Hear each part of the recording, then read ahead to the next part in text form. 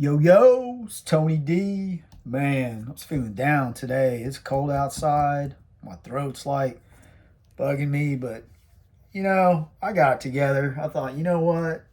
It's worth it. I had to do it because the comic community is worth it. Good conversation, got to be done. So Tony D is on it. That's all they got to say is, oh, you sending Tony D? That's all you had to say, man. A little goofy too, man. It's probably the time and all. But yeah, jumping into Uncanny X-Men 9, written by Gail Simone. The artist on this issue is Andrei Bressan. The colorist Matthew Wilson. I really enjoyed David Marquez's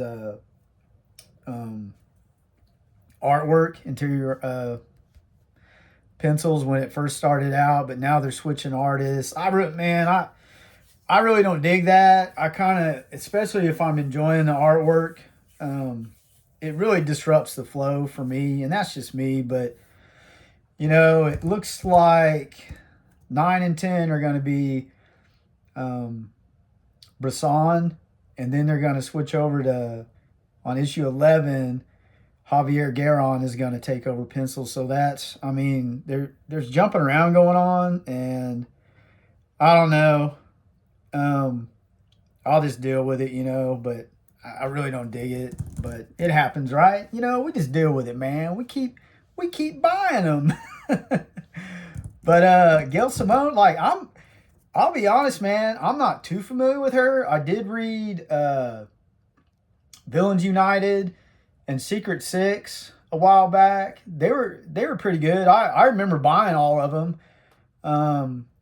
The guys down at the shop, at least one of them was telling me, actually two of them were telling me that she was real good. And I've been hearing that this series has been selling well as well. But the story, I'll tell you what I like about this is, as they get into it, what they're doing is they're building this new Sentinel. That's like a minor key to me, a new version of the Sentinel, but they're using like dogs and they're jacking them up cybernetically. And it's kind of funny, man. They tested on this dude. He's like a nobody in the office, and the dogs can turn themselves back on. And it's called the Wolf Pack.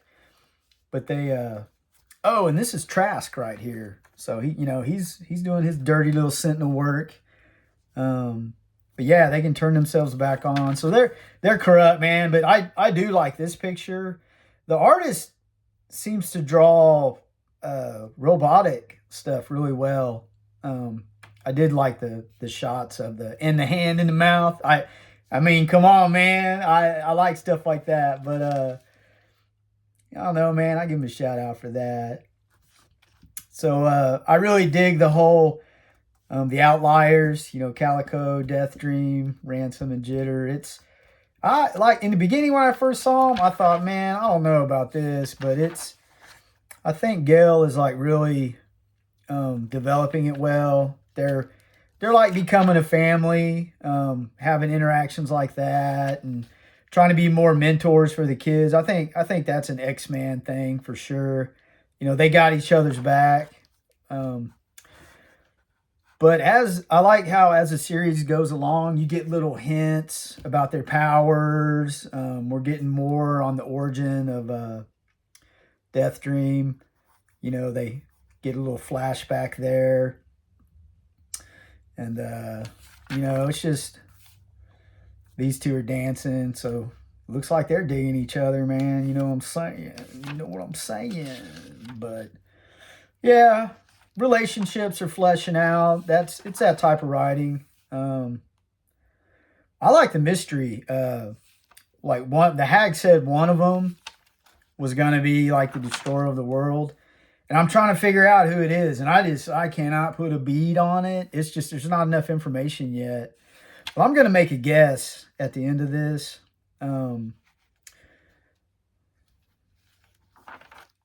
there's just not enough information yet. And I mean, the information's leaking slowly, but if I was to guess, I don't know, man. I don't know. It was kind of weird to find out that Ransom was DaCosta's cousin, related to Sunspot. That was kind of weird to me. You know, why is he all running around like, you know, homeless and stuff with other kids if his cousin, you know, his cousin rich? But who knows? That'll be interesting to see how that fleshes out. So they unleash the wolf pack. They're actually, they call them like urban hunters, like it's an urban version of the Sentinels, but so they can reduce property damage. So they're getting a little more precise, getting that precision with their little machines. I can understand that. But yeah, we find out a little bit more about Death Dream. His wraths or apparitions can't tell the difference between metal. They can only detect organic flesh or whatever. So that, I mean, that's a weakness for him, you know. And Sentinels are a big part of the X-Men battles. So he better get over that. Better figure that out. You get a little more on Ruckus, his strength. He punches one, and he mentions he punches it so hard that it was as hard as he punched Wolverine, and he knocked Wolverine down, and that's a heck of a punch. So you get a little strength meter on the wolf pack. You know, they're pretty tough little things, and they're just vicious. And I really do like Calico. You know, when I first seen like the fire and stuff, I'm thinking Phoenix power, but I don't know, man. I just don't have enough info. Surely not, you know. She's still a mystery. It's cool how she can has that telekinetic bond. So there's telekinetics there. You know, that's Phoenix stuff, but I think I'm off on that one. So they have their battle. It's a pretty standard type battle. Yeah. And then Death Dream gets killed, but it's like, I mean, the dude came back from the dead, so this isn't no surprise.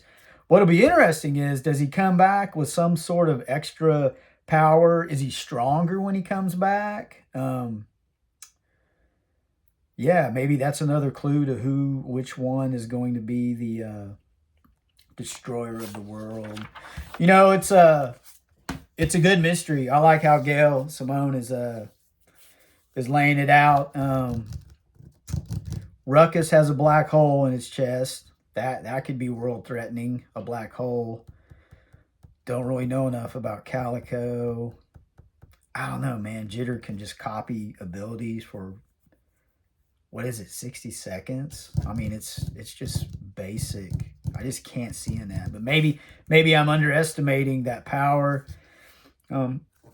Death Dream, I don't know, man. It's a toss-up, man. Like, if I was a guess right now, I would say Ruckus, because of the obvious black hole. You know, having a black hole, that's the most, from what I know right now, that's the most dangerous thing I could think of. But, you know, there's just not enough info. But it's fun, man. It's fun trying to figure that stuff out. That's part of comic books, is they got to be fun like that. So that's cool, man. Man, pick this one up. Like, this is going to issue 10, so it's just a two-parter. I did read in the back, in the letters section, where there's going to be issues that just focus solely on Death Dream. So, sounds like we're going to get some more information on that character, which will be cool. I like all four of them. I think they all four, you know, decent power sets. you know, you can never be truly unique with anything. I mean, I wonder if Calico is like from maybe there's an Asgard connection. I don't know, man. It's just fun to guess. Asgard connection, some kind of magical thing, but we'll see. But man, you know what you got to do, right? You do know, right? What? You gotta get it!